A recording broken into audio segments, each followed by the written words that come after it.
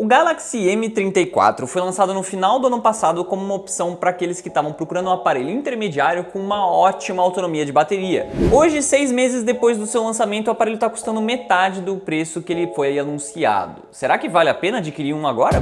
Bom, para poder falar isso, eu vou ter que repassar um pouquinho a respeito da ficha técnica desse dispositivo. Começando com a sua tela, aqui nós temos um display de 6.5 polegadas, Super AMOLED Full HD, com taxa de atualização de até 120 Hz. Infelizmente, essa taxa de atualização é fixa, o que significa que você vai ter que escolher entre 60 Hz para você conseguir uma autonomia de bateria melhor ou 120 Hz para ter uma fluidez. O sistema não vai fazer uma alternância entre um modo e outro de modo automático, como já é comum em alguns aparelhos até mais simples. No mais, no entanto, não dá para reclamar muito desse display. Tem um brilho ótimo de até 1000 nits, além de também ter proteção Gorilla Glass 5. Não, ele não tem as menores bordas do mercado, infelizmente, mas é algo comum nessa faixa de preço. No mais, também nada de som estéreo, algo que também, infelizmente, é comum na faixa de preço, mas pelo menos o alto-falante mono inferior é sim potente o suficiente para não te atrapalhar nem nada do gênero. Uma coisa que sim auxilia no multimídia, que está cada vez mais raro,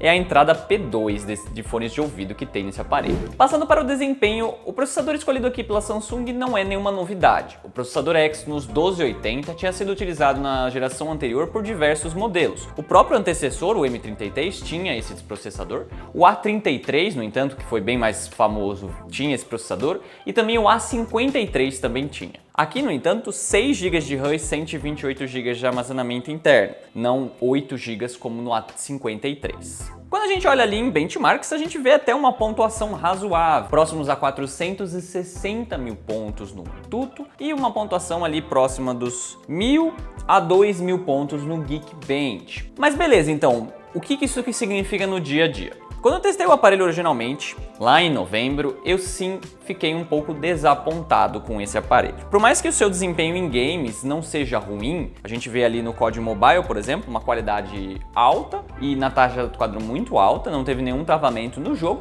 e são qualidades gráficas até que bem altas para esse processador. Principalmente quando a gente lembra que o M54, um aparelho bem mais caro, com processador mais novo, o Exynos 1380, conseguiu a mesma coisa no COD Mobile. O que significa que, em qualidades gráficas e etc., esse processador até que não desaponta. O que mais desaponta, sim, é o multitarefa. Travamentos são bem constantes, saindo e entrando de jogos, além de que quando você vai carregar um aplicativo, às vezes demora bastante para que ele carregue. No meu review do Galaxy A53, quando eu testei o aparelho lá em 2022, eu não tive essas experiências. Ele não me impressionou muito no desempenho, como eu falei no meu review, muito por conta do A52S 5G ter um processador melhor, mas ele também não desapontou no sentido de estar lerdo em alguns aspectos. No caso, o M34 teve essa sensação para mim. Na minha opinião, isso está relacionado aos 6 GB de RAM, ou seja, uma má otimização da Samsung quando utilizou esse mesmo processador num setup um pouco mais simples. A gente pode mais ou menos averiguar essa informação quando a gente olha, por exemplo, no teste do Tudo Celular. Eles compararam o A33 com o A53 e a gente vê uma diferença bem grande no multitarefa, provavelmente devido a esses probleminhas das versões com 6 GB de RAM. Isso significa que talvez no futuro a Samsung pudesse melhorar um pouquinho, mas olha, o aparelho está atualmente no Android 14, eu vou falar um pouquinho mais a respeito disso daqui a pouco, e novamente testando o aparelho agora, eu tive a mesma impressão. Significa que a gente não teve nenhuma melhora nesse aspecto. Pelo menos não teve nenhum aquecimento, mesmo realizando atividades mais pesadas como no COD Mobile, o que é uma coisa muito bem-vinda, né? Processadores Exynos, querendo ou não, tem sim uma fama meio ruim de esquentarem bastante, o que não é o caso desse aparelho aqui. Passando para as câmeras, o modelo tem 3 lentes traseiras e uma lente frontal. A principal traseira tem 50 megapixels com abertura 1.8, que tira fotos por padrão ali em 12.5 megapixels. Ela junta 4 megapixels em um para conseguir juntar mais detalhe e etc.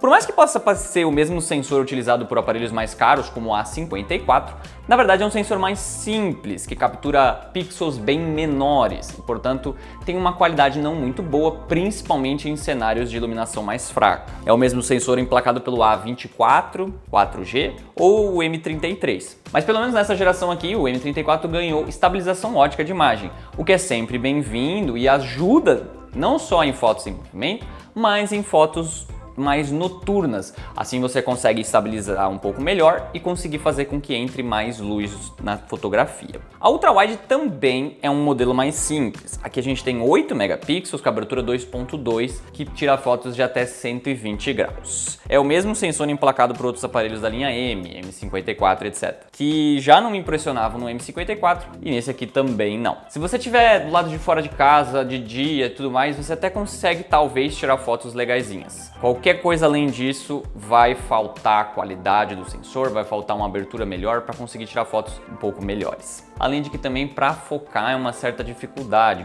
as fotos vão acabar saindo desfocadas com bastante frequência. Por último, a gente também tem um sensor de 2 megapixels macro, que na minha opinião é mais número. Eles apenas quiseram ter 3 sensores traseiros e não 2, e aí colocaram um sensor muito simplesinho só para fechar os terceiros sensor. Ele tem uma qualidade muito ruim, então provavelmente você não vai querer usar esse sensor para nada. A frontal de 13 megapixels também é mais simples, mas é sim melhor do que as secundárias traseiras e apenas inferior à principal. Ela segura ali as pontas, tanto em uso interno quanto em uso externo. Em gravações a gente tem 4K 30 fps na traseira, algo bem interessante para ver nessa faixa de preço, algo que não é muito comum, e 1080p 30 fps na frente. Passando para bateria, aqui a gente tem 6.000 mAh. Em uso leve para moderado, eu consegui tranquilamente passar 2 dias de uso. Se eu pegar pesado, é sim provável que não passe de um dia, mas eu acho muito difícil de não conseguir pelo menos isso. Cada um tem um uso diferente e, portanto, pode ser que sim, se você tiver um uso muito pesado, pode ser que não chegue no final do dia.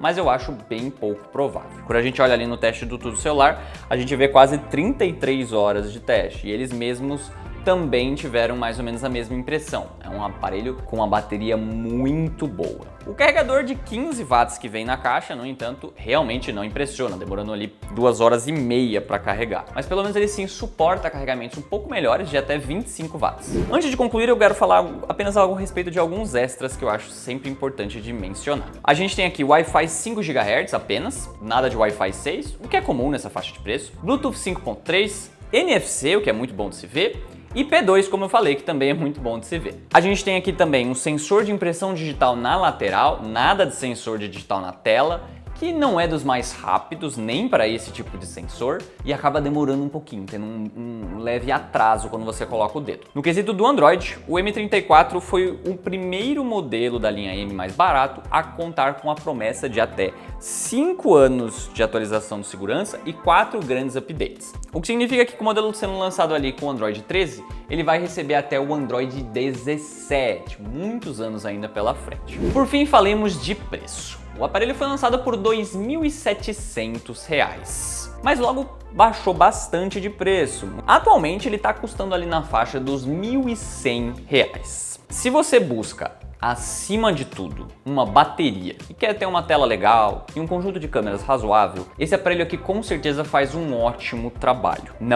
Ele não vai te impressionar no desempenho, portanto eu só posso recomendar ele para você que realmente está dando um pouco mais de foco para bateria do que para desempenho. Não que ele faça mal necessariamente para quando ele está comparado com aparelhos ali dessa faixa de preço até próximos. Ele é condizente, porém um Galaxy A34 está muito próximo desse aqui. O A34 vai contar com um conjunto de câmeras um pouco melhor, IP67, som estéreo e vai ter um processador bem melhor, MediaTek, o Dimensity 1080. Mas sim, vai abrir mão um pouco de bateria. Ainda assim consegue uma autonomia legal, como a gente vê ali no teste do Tudo Celular. Infelizmente eu não pude testar um para poder averiguar, mas é pior sim. Se você, portanto, dá foco para bateria acima de tudo, eu sim acho que o M34 é um conjunto bem interessante para oferecer.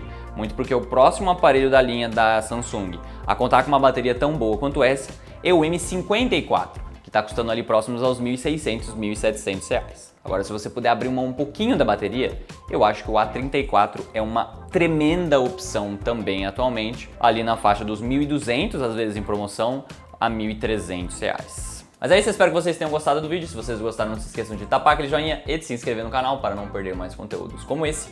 Mas eu vou ficando por aqui. Vejo vocês na próxima.